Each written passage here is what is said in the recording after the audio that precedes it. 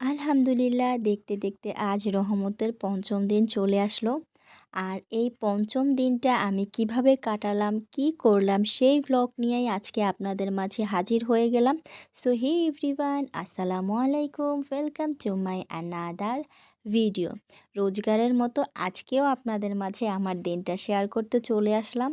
যদিও রমজান মাসে as usual সবাই সারাদিন কাজকর্ম নিয়ে অনেকটাই ব্যস্ত থাকে, তো সেভাবে ভিডিওগুলো নেওয়া হয় না, বাট আমি যতটুকুই পারি একটু একটু করেও হলেও ক্লিপ নিয়ে আপনাদের সাথে শেয়ার করার চেষ্টা করি। তো আমি সারাদিন অন্যান্য কাজ নিয়ে ব্যস্ত থাকার পরেও দিনের শেষ প্রান্তে এসে যখন আমার ইফতারের আয়োজন করার সময় চলে আসে, তখনই আমি একটু চেষ্টা করি আপনাদের সাথে শেয়ার করার। অন্যান্য সময়ে যদিও ভিডিওগুলো আমি না নিতে পারি, অন্যান্য কাজকর্মগুলো আপনাদের সাথে শেয়ার করতে না পারি, বাট এই টাইমটাতে পারি একটু শেয়ার করার জন্য।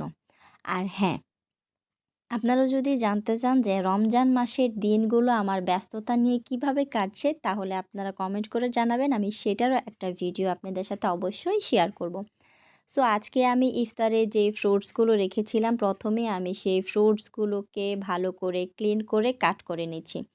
আর আমি সবসময় ফলগুলো আনার পরে পানির মধ্যে নুন দিয়ে কিছুক্ষণ ফলগুলোকে ভিজিয়ে রাখি। এতে করে ফলের মধ্যে যেই ব্যাকটেরিয়া বা যে কেমিক্যালগুলো ইউজ করে, তাহলে এতে করে অনেকটাই কমে যায় বা ফলটাও মানে হাইজেনিক মেনটেন থাকে। তো আমার ফলগুলো কাটার পরে আমি যেই ভাজাপুরির মধ্যে লেগে গিয়েছিলাম, তো সেগুলো আপনাদের সাথে একটু একটু শেয়ার করলাম। আর আজকে আমার ভাজাপুরির মধ্যে ছিল বেগুনি, মিষ্টি কুমড়ার চপ, আলুর চপ, পেঁয়াজু, বুট, অ্যাজ ইউজুয়াল ইফতারের মধ্যে যা যা ভাজা পোড়া থাকে সেগুলোই ছিল। যদিও এটা মানে এতটা তেলাক্ত খাবার স্বাস্থ্যের জন্য ভালো না, বাট তারপরও বছরে একটা মাস ভালো একটা দিন আসে। তো ওই দিন একটু একটু না করলে হয় না। যদিও এতটা খাওয়া হয় না, বাট করতে কেন জানি বেশ ভালো লাগে, খুবই আনন্দ লাগে। তো আমার সব রান্নাবান্না কমপ্লিট করে প্রতিদিনের মতন আজকে আমিও ইফতার সাজাতে চলে আসলাম। তা আমি এক এক করে সবগুলো ইফতার প্রথমে এভাবে রেডি করে নিচ্ছিলাম। আর প্রতিদিন আমি যেভাবে রেডি করি, আমি সেভাবেই রেডি করি। আর আমরা ইফতারটা কিন্তু নিচে বসে করি।